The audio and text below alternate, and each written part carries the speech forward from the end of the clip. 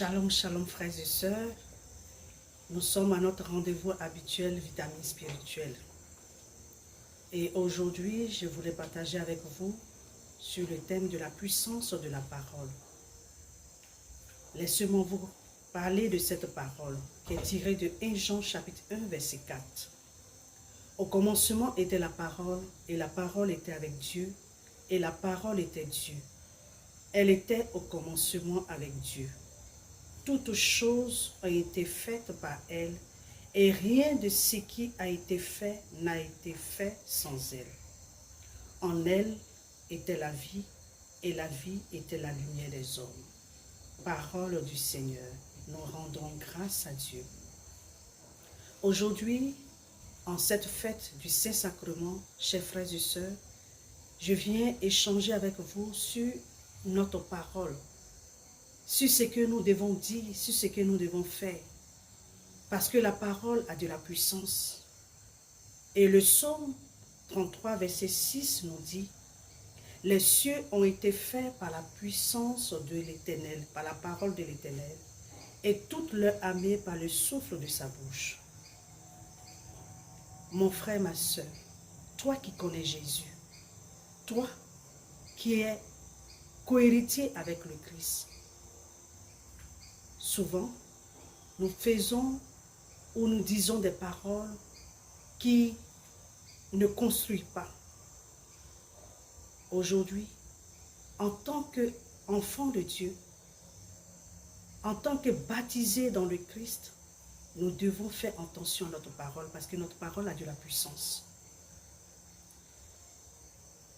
Nous avons rencontré dans notre cheminement une maman qui, chaque jour, du lundi jusqu'au dimanche, va à la messe. Et un jour, elle se met en colère. Et dans sa colère, elle commence à proférer des paroles de malédiction à l'encontre de son enfant. Parce que l'enfant a eu à poser des actes qui ont suscité en elle une colère. Et cette colère l'a poussée à dire des paroles de malédiction.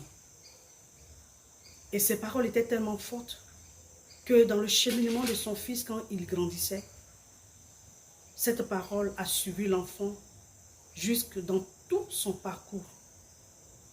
Et quand il est devenu adulte, où il devait se prendre en charge, quitter sa maison, la maison de ses parents, cette parole agissait dans sa vie. Il ne trouvait pas un emploi, il était tout malheureux. Alors il se rappelle un jour que sa mère, en colère, a eu à proférer des paroles de malédiction sur sa vie. Or pourtant cette maman, chaque dimanche, chaque jour elle est à l'église, elle communie au corps et au sang du Christ. Elle est baptisée au nom du Père, du Fils et du Saint-Esprit. Mais elle a oublié cette partie, que la parole a de la puissance, que la parole peut détruire, que la parole peut construire.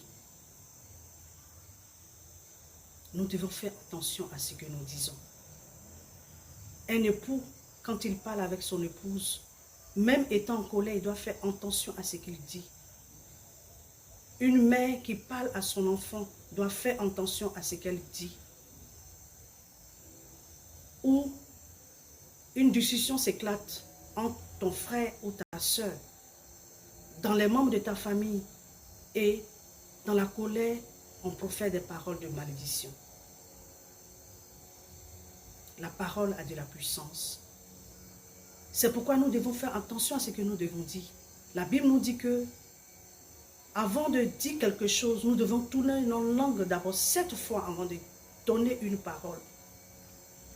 Et Proverbe, chapitre 18, verset 21, nous dit, « La mort et la vie sont au pouvoir de la langue.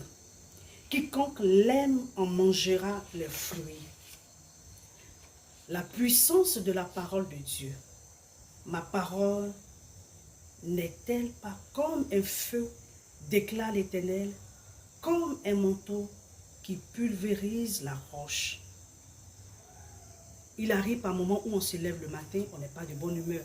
Et comme on a l'habitude de dire, je ne suis pas dans mon assiette aujourd'hui, je me suis levé d'un mauvais pied.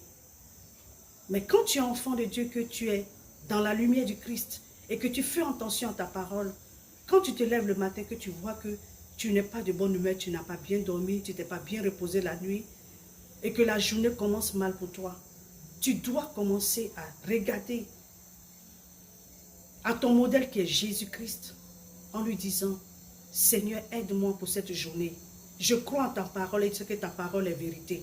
Que ce matin, le nouveau jour que tu me donnes, la paix que tu me donnes, le souffle de vie que tu me donnes, Seigneur, que cette journée soit belle, que cette journée soit tournée vers toi, que cette journée soit conduite par toi. Tu commences déjà à prophétiser sur ce nouveau jour qui pour toi est comme une mauvaise journée qui commence parce que tu n'as pas bien dormi, tu ne t'es pas levé du bon pied. Tu es enfant de Dieu. Tu dois faire attention à chaque parole, à ce que tu dis. Parce que la Bible nous dit que c'est du débordement du cœur que s'ouvre la bouche. Le jour que tu te lèves, que tu sais que tu n'es pas d'humeur, tu vas à l'adoration, tu vas au Saint-Sacrement, tu vas devant Jésus, tu vas à la messe, tu lui offres ton cœur. Tu demandes à l'Esprit Saint de contrôler ta journée, de contrôler tes paroles, de contrôler tout ce que tu vas dire.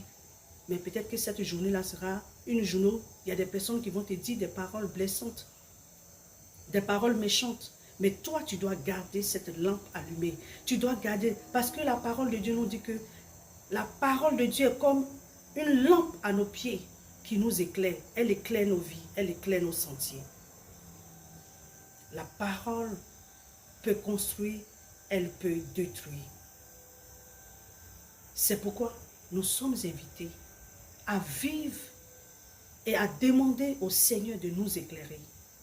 Nous allons fêter, nous fêtons la fête du Saint-Sacrement. Demandons à Jésus Eucharistie de nous aider à marcher selon sa parole, à mettre notre cœur dans le cœur de Jésus pour que notre parole soit une parole qui éclaire, une parole qui illumine ceux qui nous entendent. Parce qu'en tant qu'enfants de Dieu, nous sommes sel et lumière pour notre monde. Nous sommes sel et lumière pour notre humanité. Nous sommes sel et lumière pour notre famille. Quand tu te lèves le matin, que tu vois que tu es malade, tu as un mot où tu traverses des difficultés, commence déjà à prier. Demande à l'Esprit Saint de t'illuminer pour que ce jour nouveau que Dieu te donne par sa grâce et par sa miséricorde, que ce jour-là soit un jour rempli de la présence de Dieu. La parole était avec Dieu. La parole était Dieu. Et la parole, toute chose a été faite par la parole. Dis une parole de malédiction. C'est péché. Dis une parole de malédiction. C'est de parler de la parole de Dieu et non une parole de malédiction. Tu dois prophétiser sur ta vie que cette journée doit être belle et que ton enfant qui est là va réussir dans sa vie.